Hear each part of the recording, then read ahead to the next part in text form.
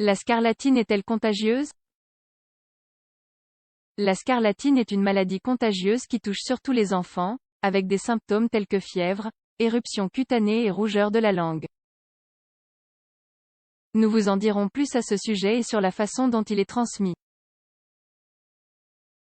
Savons-nous si la scarlatine est contagieuse?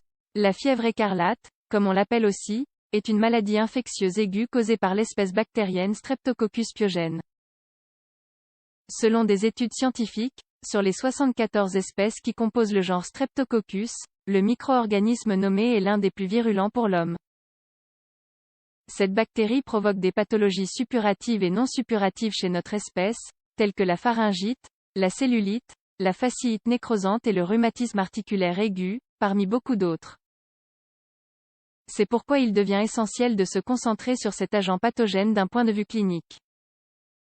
Nous vous disons ici tout ce que vous devez savoir sur la scarlatine et sa capacité à se propager. Sur la distribution de la scarlatine. Selon les publications épidémiologiques, la scarlatine est une pathologie qui touche principalement les enfants. Vous trouverez ci-dessous quelques données qui mettent en perspective la situation de cette maladie au niveau mondial. Les infections asymptomatiques à Streptococcus pyogenes sont présentes chez 3 à 26% des enfants en bonne santé dans une population donnée. Parmi les nourrissons souffrant de maux de gorge, jusqu'à 58% peuvent être atteints de la bactérie. S. pyogène est l'espèce de streptocoque la plus associée aux épidémies. Il est fréquent que ces cas se produisent à cause d'aliments contaminés. Une augmentation des épidémies de scarlatine a été documentée au cours des dernières décennies. Un exemple est le Vietnam en 2009, avec plus de 23 000 cas documentés. Comme on peut le constater, bien qu'il s'agisse d'une pathologie associée au temps ancien, ce micro-organisme pathogène est toujours présent dans notre société. C'est pourquoi il est utile de connaître ses modes de transmission. Nous vous les présentons ci-dessous.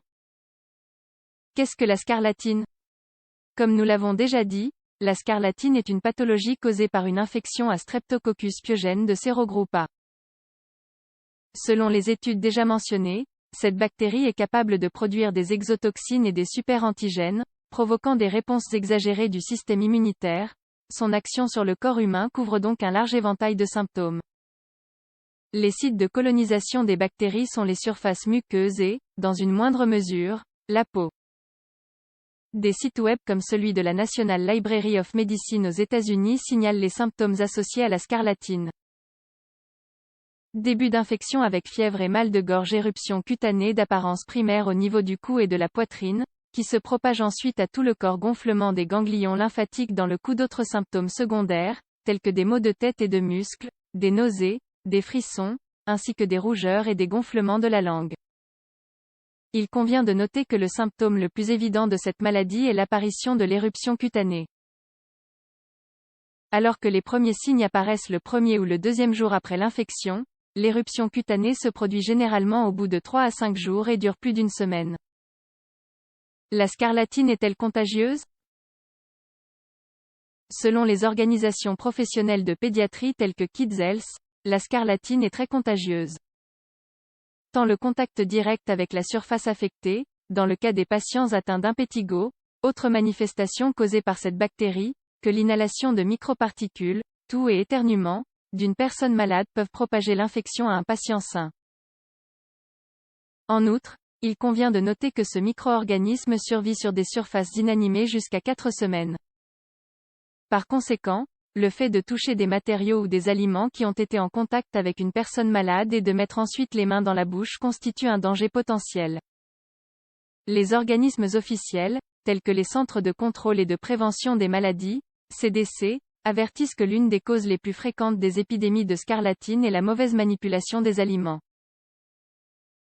Cependant, les experts ne pensent pas que la bactérie puisse être transmise par les animaux domestiques ou les jouets, tant que la désinfection est adéquate.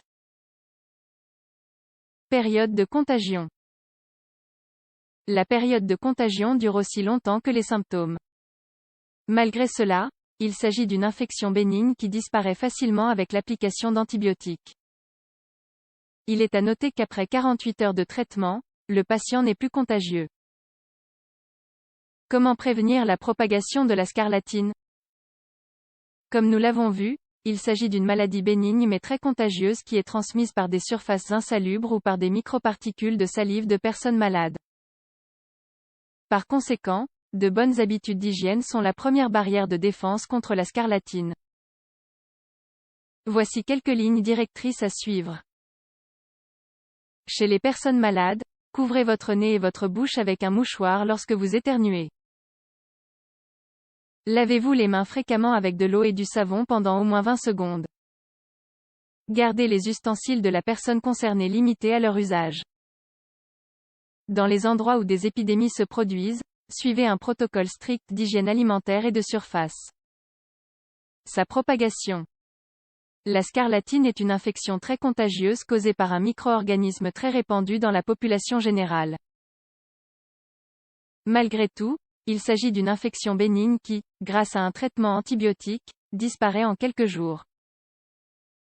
Bien que le patient puisse présenter des complications, telles qu'une pneumonie ou une infection des sinus, celles-ci ne sont pas courantes.